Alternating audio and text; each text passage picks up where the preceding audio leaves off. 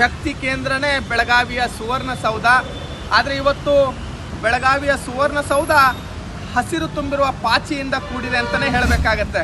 ಇಲ್ಲಿಯ ಅಧಿಕಾರಿಗಳು ಕಾಟಾಚಾರಕ್ಕೇನೋ ಆ ಸುವರ್ಣಸೌಧವನ್ನು ನೋಡ್ಕೊಳ್ತಾ ಇದ್ದಾರೆ ಅನ್ನೋಂಥದ್ದು ನಮಗೆ ಅನುಮಾನ ಆಗ್ತಾ ಇದೆ.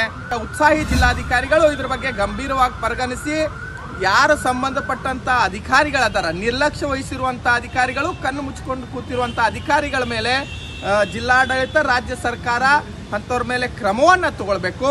ನಮಸ್ಕಾರ ವೀಕ್ಷಕರೇ, ನೀವು ನೋಡ್ತಾ ಇದ್ದೀರಾ ನಾರ್ತ್ ಫಸ್ಟ್. ಸದ್ಯ ನಾವು ಉತ್ತರ ಕರ್ನಾಟಕದ ಶಕ್ತಿ ಕೇಂದ್ರ ಬೆಳಗಾವಿಯ ಸುವರ್ಣ ವಿಧಾನಸೌಧದ ಎದುರಿದ್ದೀವಿ. ನೀವು ನೋಡ್ತಾ ಇರಬಹುದು ದೃಶ್ಯದಲ್ಲಿ ಸುವರ್ಣ ವಿಧಾನಸೌಧದ ಸ್ಥಿತಿ ಯಾವ ರೀತಿ ಬಂದಿದೆ ಅಂತ. ಶ್ವೇತವರ್ಣದ ಸುವರ್ಣ ವಿಧಾನಸೌಧ ಸಂಪೂರ್ಣವಾಗಿ ಈಗ ಹಸಿರುಮಯವಾಗ್ತಾ ಇದೆ ಎಂಬ ಅನುಮಾನ ಕಾಡ್ತಾ ಇದೆ. ನೀವು ನೋಡಬಹುದು ದೃಶ್ಯದಲ್ಲಿ ಶ್ವೇತಮಯವಾಗಿದ್ದಂತಹ ಸುವರ್ಣ ವಿಧಾನಸೌಧದ ಕಟ್ಟಡ ಯಾವ ರೀತಿ ಪಾಚಿಗಡ್ತಾ ಇದೆ ಅಂತ.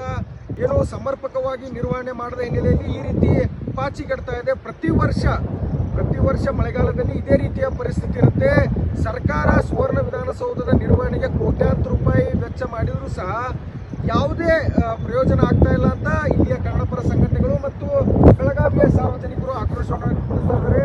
ಕೆಲವು ಸುವರ್ಣ ವಿಧಾನಸೌಧದ ಎದುರುಗಡೆನೆ ರಾಷ್ಟ್ರೀಯ ಹೆದ್ದಾರಿ ಇರುವಂಥದ್ದು. ರಾಷ್ಟ್ರೀಯ ಹೆದ್ದಾರಿ ಮೂಲಕ ತೆರಳುವ ವಾಹನ ಸವಾರರು ಇದು ಶ್ವೇತವರ್ಣದ ಸುವರ್ಣಸೌಧವೋ ಅಥವಾ ಹಸಿರು ವರ್ಣದ ಸುವರ್ಣಸೌಧವೋ ಎಂದು ಪ್ರಶ್ನಿಸುವ ಪರಿಸ್ಥಿತಿ ಉದ್ಭವ ಆಗಿರುವಂಥದ್ದು.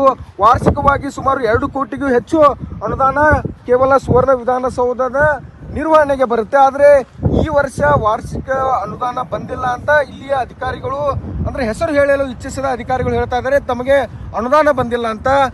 ಇನ್ನಾದರೂ ಬೆಳಗಾವಿಯ ಜಿಲ್ಲಾಡಳಿತ ಎಚ್ಚೆತ್ತುಕೊಂಡು ಈ ಸುವರ್ಣ ವಿಧಾನಸೌಧವನ್ನು ಶುಚಿಗೊಳಿಸುವ ಕಾರ್ಯವನ್ನು ಮಾಡಬೇಕು. ಮತ್ತು ಇಲ್ಲಿ ಕೇವಲ ಕಟ್ಟಡವನ್ನು ಶುಚಿಗೊಳಿಸದೆ ಸಾಲದು, ಇಲ್ಲಿ ರಾಜ್ಯ ಮಟ್ಟದ ಕಚೇರಿಗಳು ಸ್ಥಳಾಂತರವಾಗಬೇಕು ಅಂತ ಸಾಕಷ್ಟು ದಿನಗಳಿಂದ ಕನ್ನಡಪರ ಸಂಘಟನೆಗಳು ಹೋರಾಟ ಮಾಡ್ತೇವೆ.